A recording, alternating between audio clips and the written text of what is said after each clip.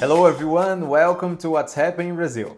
Let's start with the latest news from the country. Brazil is experiencing a wave of protests against President Jair Bolsonaro, driven by his bad handling of the pandemic. On May 29th, thousands took to the streets all over the country demanding the president's removal. The unions and social movements that organized the marches asked that all who participated wore masks and adhere to social distancing rules. In most cities, the protests were tranquil. However, in the city of Recife, the state capital of Pernambuco, there was a strong police repression. Two men, who were not even participating in the acts, were shot in the face by rubber bullets and ended up losing an eye.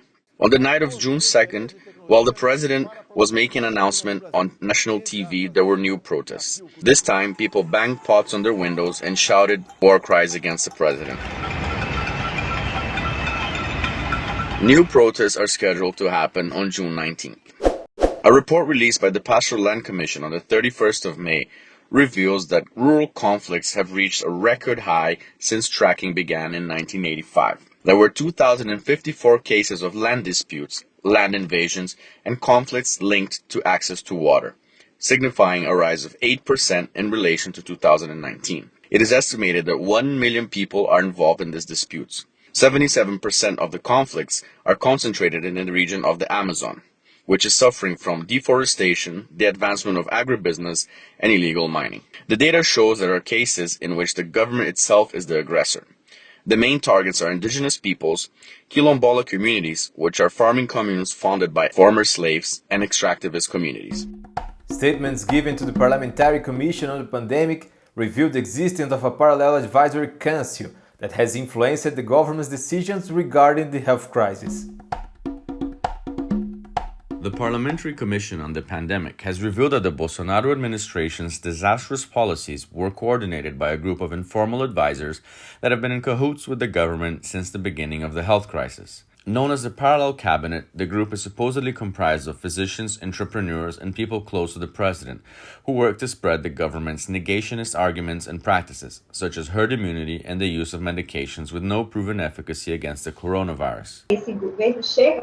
The government rises to power with this anti-system narrative, the idea that there is nothing trustworthy within the system, thus the Parallel Cabinet. It's a group of people who are not necessarily tied to government posts, but who uphold the ideological and Puritan matrix that are the pillar that brought this post to power and that outline the issues they raise. Among the most influential players in the Parallel Cabinet who were cited in the hearings are businessman Carlos Wizard, owner of a language school chain, Congressman Osmar Terra, who stated that social distancing increases the number of COVID cases, and Mayara Pinheiro, Secretary of Labor Relations and Education in the Health Ministry, who is known as Captain Hydroxychloroquine. The group's actions supposedly influenced the firing of two health ministers, Henrique Mandetta and Nelson Teich. In statements to the commission, both mentioned the existence of the cabinet.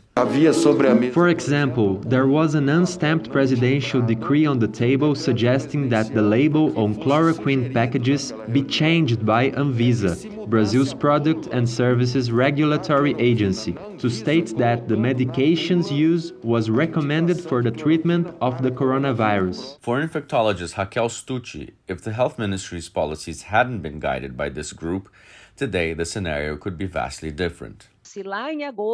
Had we talked to Pfizer in August, I believe that would be close to having 70% of people vaccinated. I believe we would match what Europe is experiencing today, already being able to go outside without using masks. But I think we're gonna be delayed for another year. In the city of João Pessoa, the state capital of Paraíba, band Macumbia mixes Brazilian music genres like carimbó with other Latin American rhythms like salsa and cumbia.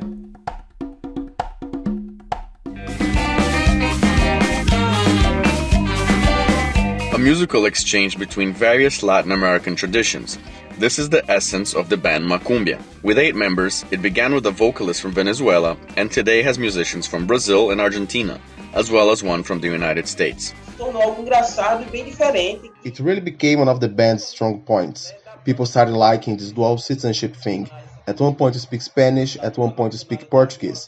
Also attempting to make some salsa, some cumbia, mixed with carimbó. Have you thought about that? When we come together, we come up with something we really can dance to, that we can label Latino music.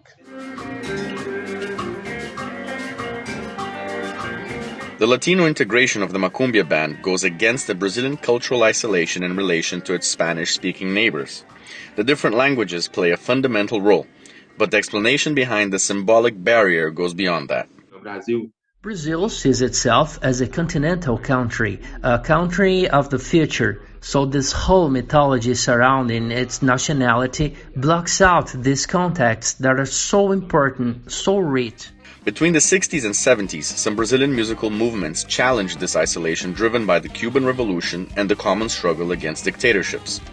Artists such as Belchior and Milton Nascimento championed the idea of Latin American identity. Milton Nascimento had many collaborations, mainly with Mercedes Sosa, but also with other songwriters from Latin America.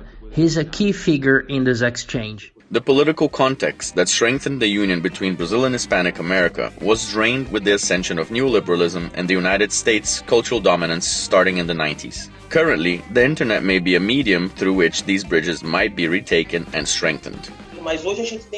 Today we have people listening to us in all of Latin America. The country that listens to us the most is Mexico. We have the stats on Spotify. In Mexico, Argentina, Venezuela, we are featured a lot. Latino identity brings this about. It showcases the struggle of the Brazilian people, the Latin American people. At the end of the day, they want to dance, to let something out, have fun, interact.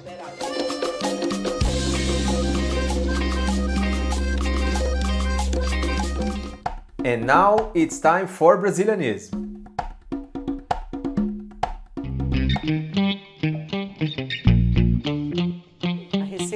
Today our recipe is part of this Latin American trend. It's a green banana tortilla with a roasted vegetable sauce. To make the tortilla, we will use green bananas. When the banana is still green, it has a neutral taste, close to a potato or yam. We'll do it like this. We start making the tortilla, cooking the bananas with their peels still on in a pressure cooker for more or less 10 minutes, until the peel breaks up. Now I'll mash them.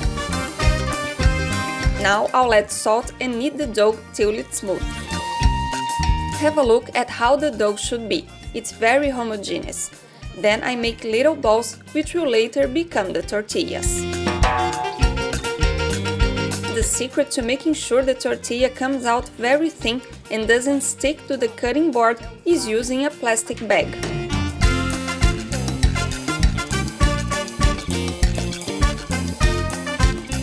Another important tip is using a Teflon frying pan. You don't need oil or anything. Put the tortilla directly onto here, it won't stick.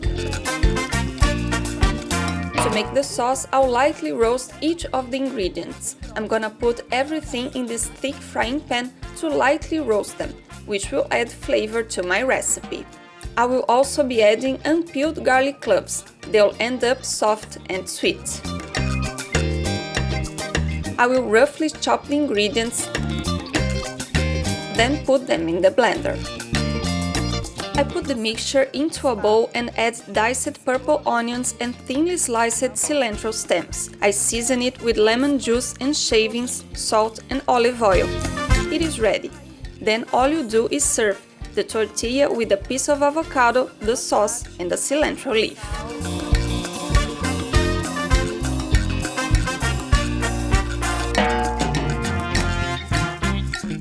Liked the show? So hit the like button and share with your friends. Also, don't forget to subscribe to our channel to receive notifications. We'll see you next week.